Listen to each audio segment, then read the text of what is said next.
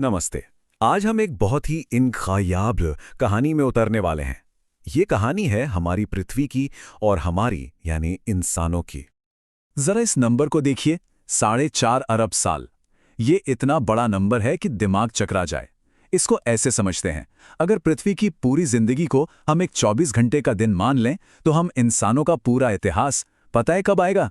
उस दिन के बिल्कुल आखिरी कुछ सेकंड्स में। बस इतना ही। तो सवाल ये है कि ये जबरदस्त कहानी शुरू कहाँ से हुई। चलिए एकदम शुरुआत में चलते हैं, जहां से हमारी दुनिया ने जन्म लिया। देखिए, हमारी कहानी की शुरुआत वैसी नहीं है जैसे हम सोचते हैं। कोई हरी भरी दुनिया नहीं थी, नहीं, बल्कि ये शुरू हुई थी अंतरिक्ष में तैरते एक आग के गोले से। एक धधकता हुआ, पिघला हुआ गोला। तो ये बना कैसे? सोचिए, ये एक तरह की कॉस्मिक रेसिपी थी जिसके 3 स्टेप्स थे। पहला, सूरज के बनने से जो धूल और गैस बची थी वो गुरुत्वाकर्षण की वजह से आपस में जुड़कर एक बहुत गर्म पिघला हुआ गोला बन गई। फिर दूसरा स्टेप, जैसे जैसे ये गोला ठंडा होने लगा, जो भारी चीजें थीं जैसे लोहा वो बीच में यानी कोर में चली गईं, और जो हल्की चट्टानें थीं वो ऊपर आ गईं और हमारी जमीन की परत बन गई। और आखिर में तीसरा स्टेप, महासागरों का बनना। ज्वालामुखियों से निकली भाप और अंतरिक्ष से आए धूमकेतुओं से पानी आया जो इकट्ठा होकर विशाल महासागर बन गया। तो आप देखिए, स्टेज पूरी तरह से सेट हो चुका था। जमीन थी, पानी था, और अब एंट्री होने वाली थी हमारी कहानी के सबसे पहले और सबसे छोटे किरदारों की। और ये किरदार कहाँ आए? उन्हीं गर्म केमिकल से भरे शुरुआती महासागरों में। यहीं पर जीवन की पहली चिंगारी जली, और ये चिंगारी थी छोटे छोटे सिंगल सेल वाले जीव, बिल्कुल बैक्टीरिया की तरह। ये बात है आज से लगभग 3.5 से 4.25 अरब साल पहले की। अरबों साल तक, जरा सोचिए इस बात को, अरबों सालों तक इस ग्रह पर सिर्फ यही एक तरह का जीवन था, बस यही छोटे छोटे जीव। लेकिन वो अनजाने में ही एक बहुत बड़े बदलाव की नींव रख रहे थे। एक ऐसा बदलाव जो इस ग्रह की सूरत हमेशा के लिए बदलने वाला था। और वो क्रांति थी ऑक्सीजन क्रांति। हुआ ये कि लगभग 2.4 अरब साल पहले कुछ जीवों ने कमाल की चीज सीख ली, फोटोसिंथेसिस। मतलब वो सूरज की रोशनी का इस्तेमाल करके अपना खाना बनाने लगे।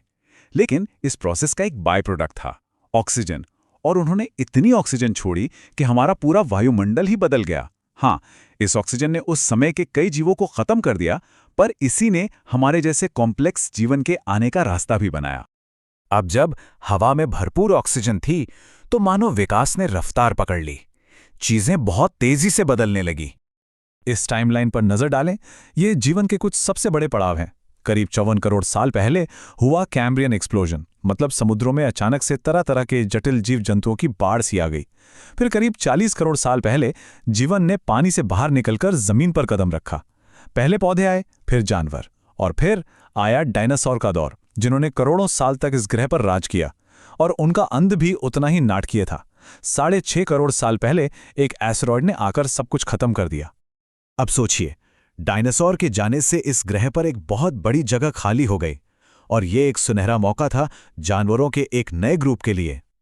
और ये थे स्तनधारी यानी मैमल्स।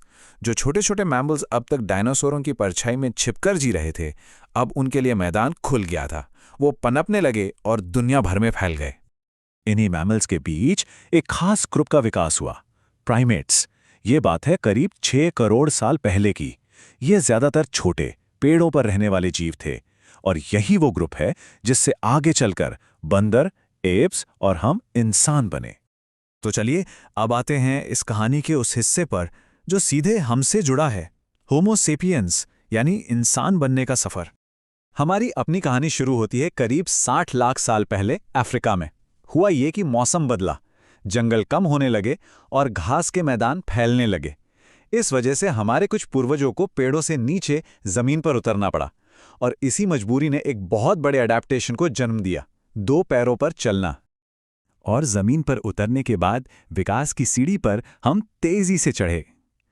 पहले आए होमो हैबिलिस, जिन्हें टूल मेकर भी कहते हैं, क्योंकि करीब 2.5 लाख साल पहले ये पत्थर के औजार बनाने वाले पहले थे। उनके बाद आए होमो इरेक्टस, यानी सीधा खड़ा होने वाला इंसान।